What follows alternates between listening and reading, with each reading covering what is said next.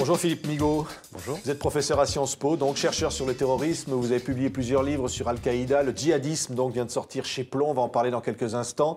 Une tentative d'attentat déjouée. Le jeune homme s'appelle Sid Ahmed Glam. Il a donc 24 ans. Aujourd'hui, il est en garde à vue. Cette garde à vue va être prolongée. Peut-être évidemment suspecté d'avoir tenté des attentats contre des églises catholiques.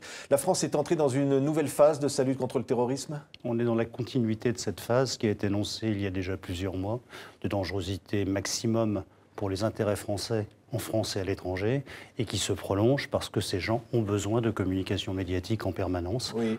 On dit que ce jeune homme, Sid Ahmed Glam, n'a pas le profil du djihadiste. Le problème aujourd'hui, c'est qu'il n'y a plus de profil. Il y a de ça encore quelques années, vous aviez des gens qui avaient des profils assez similaires, marqués par un engagement profond dans la délinquance, une recherche d'identité, des passages souvent dans des terres de djihad à l'extérieur, une formation quelque part sur une terre de djihad. Aujourd'hui, on est sur des profils extrêmement différents. Il reste 10% de ces grandes figures du djihad qui sont pour la plupart tombés pour association de malfaiteurs, et on fait un passage en prison, ils en auraient utilisé d'autres. Et ensuite, vous avez une population, je dirais, plus compliquée. Oui, mais là, il est étudiant en informatique. Oui, mais vous avez une population il plus est allé par un en intérêt Turquie, pour il avait Internet. manifesté son intention d'aller en Syrie, mais rien qui pouvait le faire condamner, disait le ministre de l'Intérieur. Vous avez 20% en France de jeunes qui sont actuellement en Syrie, qui sont des gamins de familles parfaitement homogènes, qui ont fait des bonnes études, qui, à un moment donné, ont un passage d'adolescence ou de post-adolescence un peu compliqué, qui cherchent une nouvelle cause, avec un endoctrinement qui relève d'un phénomène sectaire. Oui. On est certainement dans ce genre de choses. On entendait sa sœur qui disait, chez nos confrères de BFM, mon frère n'est pas dans l'extrémisme, mon frère est quelqu'un de tout à fait tranquille. Les familles sont toujours dans le déni. Attendons l'enquête et voyons ses résultats. La réalité, c'est que derrière ces individus qui rentrent aujourd'hui, on a des profils de plus en plus compliqués. Et simplement, quand on dit que le garçon n'a pas de lien avec le banditisme, où est-ce qu'il a récupéré ses kalachnikovs, où est-ce qu'il a récupéré son matériel? Il ne l'a pas fait tout seul. Donc on est sur un petit réseau. Et toute la problématique aujourd'hui est de savoir si ce petit réseau s'est organisé directement. Un petit réseau ou avec... tout de même, avec un arsenal, éventuellement pour mener des attaques dans des églises, il fallait être plusieurs. Exactement. Et puis, l'attaque sur les églises, ce n'est pas un phénomène nouveau dans la logique de la mouvance djihadiste. Al-Qaïda, quand il a commencé à attaquer les intérêts occidentaux, en 1998, avec les attaques des ambassades américaines à Nairobi et Dar es Salaam, il a pris un nom d'une organisation fantoche qui était le Front islamique mondial de lutte contre les juifs et les croisés. Les croisés, ça veut dire les chrétiens. Vous voyez Daesh, depuis des mois, nous fait une politique anti-chrétienne extrêmement marquée. Dans un des numéros de la revue de propagande de Daesh, la principale qui est écrite en français, qui s'appelle Dabik, vous avez une photomontage avec sur l'obélisque de la place Saint-Pierre le drapeau de l'État islamique. Oui. Vous avez des chrétiens qui ont été tués en Libye, qu'ils soient éthiopiens ou qu'ils soient égyptiens. Donc il y a un véritable risque de vouloir instaurer une sorte de guerre de religion en Occident. Il y a un besoin de renouveau en permanence dans les cibles de la terreur.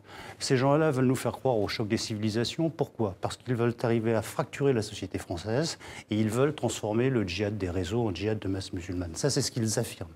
Dans la réalité, vous avez un film qui est intéressant, qui est sorti il n'y a pas longtemps, d'un jeune Français qui a été interviewé à Raqqa, et qui disait « il faut faire des carnages en France, si vous ne pouvez pas venir chez nous, tuer des Français, etc. » Et il disait « vous êtes des milliers à pouvoir agir ». Il ne parlait pas de millions.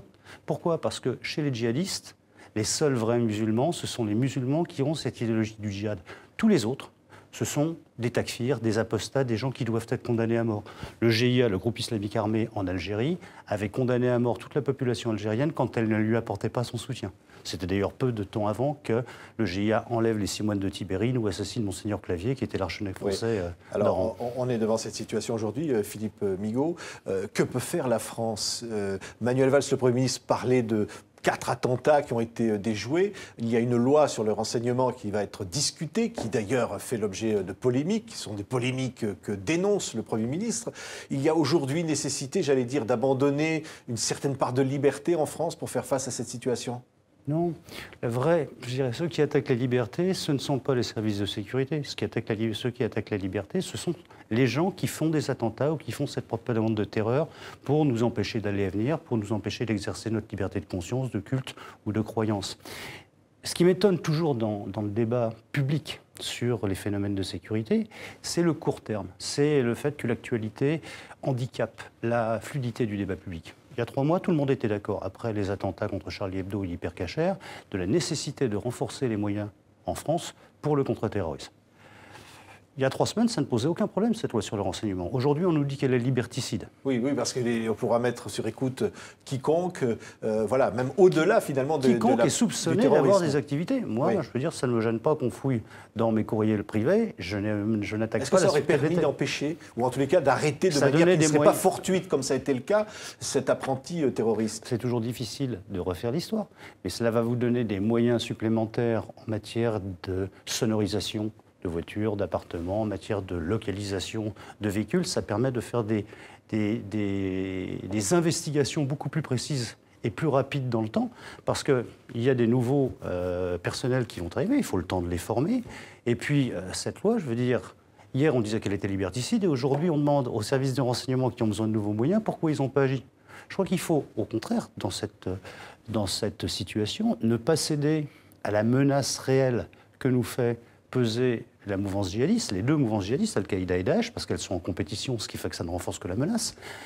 Il faut au contraire travailler avec calme dans la durée. Ce n'est pas une menace qu'on va résoudre en quelques jours, ni en quelques semaines. On ne peut pas dire que la France a failli ou que les services de renseignement ont failli dans cette affaire. Ils font leur travail, mais à côté de ça, vous n'avez pas un pays qui connaisse la sécurité zéro en matière de terrorisme. Tous les pays le savent, tous les pays l'ont évoqué par de multiples déclarations de leurs dirigeants. Il n'y a pas qu'en France. La situation est exacte. Aujourd'hui, on voit très bien, que ce soit en Australie, au Canada, en Grande-Bretagne, aux États-Unis, qu'il y a des gens qui passent sous les radars, mais qu'entre-temps, la majorité des individus sont interpellés bien avant. Est-ce qu'il faudrait pénaliser, comme le demandent par exemple certains députés, la consultation de sites islamistes? Est-ce qu'il faudrait... Il faut déjà s'arranger pour brouiller la communication de ces sites islamistes. Parce que vous pouvez avoir des gens qui vont aller sur ces sites islamistes par simple intérêt, je dirais des chercheurs ou des choses comme ça, ou par curiosité. Simplement, c'est l'addiction à ces sites islamistes qui devient extrêmement inquiétant. Oui, un mot sur cette jeune femme, Aurélie Châtelain, 32 ans, donc, qui est morte. On ne sait pas les circonstances. Non, c'est quelque chose de terrible. C'est quelque chose de terrible parce que l'enquête le dira. A-t-elle vu quelque chose qu'elle n'aurait pas dû voir? Et a-t-elle été une victime expiatoire? Rappelez-vous dans l'affaire d'Amédi Koulibaly, l'homme de l'hypercacher. Et puis la famille, la sœur qui aurait un téléphone crypté, tout ça ne vous étonne pas? Non. Tout ça fait partie des choses qui sont habituelles dans ce genre de mouvance. La raison d'ailleurs pour laquelle ils arrivent à passer au-dessous des scopes radars et la raison pour laquelle il faut augmenter les moyens des services de sécurité. Merci Philippe Migaud d'avoir été notre invité. Vous publiez donc Le Djihadisme, publié donc chez Plomb. Merci d'avoir été avec nous sur TV5 Monde.